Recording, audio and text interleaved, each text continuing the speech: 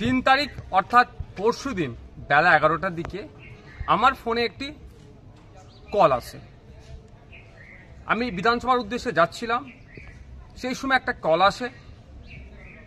কলটা রিসিভ করার পরে রীতিমতো আমাকে শাসানি দেওয়া হয়, আমাকে হুমকি দেওয়া হয়, আমাকে মেরে ফেলবে, আমাকে খুন করবে, আমার গলা কেটে নেবে, আমি কেন বাড়াবাড়ি করছি, আমি নাকি মমতা ব্যানার্জিকে হারাতে চাইছি, এই ধরনের একাধিক কথা বলে, যেটা আমাকে থ্রেট দেওয়া হয়, প্রাণনাশের হুমকি দেওয়া হয়।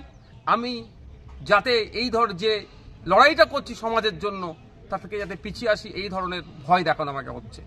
আমি এই বিষয়টা নিয়ে কনসার্ন ডিপার্টমেন্টাল যারা আধিকারিক আছেন তাদের কাছে চিঠি করেছি, তাদেরকে জানিয়েছি এফআইআর হিসাবে ট্রিট করার জন্য, নাম্বারটা দিয়েছি, কোন অ্যাড্রেস কোথা থেকে বলেছে সেইগুলো প্রোভাইড করেছি। আমি আশা করছি রাজ্য সরকারের রাজ্য প্রশাসন এটা সত্য উদ্ঘাটন করবে। তবে একটা কথা, আমি ন্যায়ের পথে আছি, অন্যায়ের বিরুদ্ধে লড়াই করছি।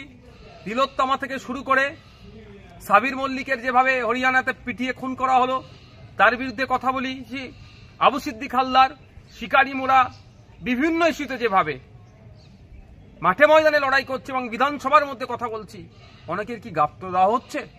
আমাকে থ্রেট দেওয়া হচ্ছে? আমাকে কি চুপ করে যেতে বলা হচ্ছে? আমি সরাসরি এই মুহূর্তে বলবো না, কারণ আমাকে ওই বক্তব্যের মধ্যে বলেছে, যে ফোন করেছিল যে আমি নাকি মমতা ব্যানার্জির সাথে পাঙ্গা নিচ্ছি, যদি না পাঙ্গা নিয়ে বন্ধ করি তাহলে আমাকে গলা কেটে খুন করা হবে। আমি বলছি না এটা তৃণমূল কংগ্রেস করেছে, তদন্ত সাপেক্ষ। আমি এখনই বলে দিচ্ছি না যে তৃণমূল কংগ্রেস করেছে, তদন্ত সাপেক্ষ। তারপরেও বলছি বিচার ব্যবস্থা আছে, আমি প্রশাসনকে জানিয়েছি, সত্য উদ্ঘাটন করুক, এর পেছনে কি ষড়যন্ত্র আছে, কি রহস্য আছে, কার বা কাদের কথা শুনে আমাকে এই ধরনের ফোন করে সরাসরি আমার গলা কেটে নেবে, আমাকে খুন করবে, আমাকে হত্যা করবে বলার সাহস পাচ্ছে। পরিশেষে একটা কথাই বলবো, আমাকে এই ফোন টোন করিয়ে কেউ যদি মনে করে নওশাদ সিদ্দিকীকে জেল খাটালাম, মিথ্যা মামলা একাধিক দিলাম, তারপর নওশাদ সিদ্দিকী দমছে না, যদি কেউ মনে করে আমাকে এই ধরনের কল করিয়ে থ্রেট দিয়ে আমাকে ভয় দেখিয়ে দমিয়ে দেবে, সে কিন্তু দিবা স্বপ্ন দেখছে।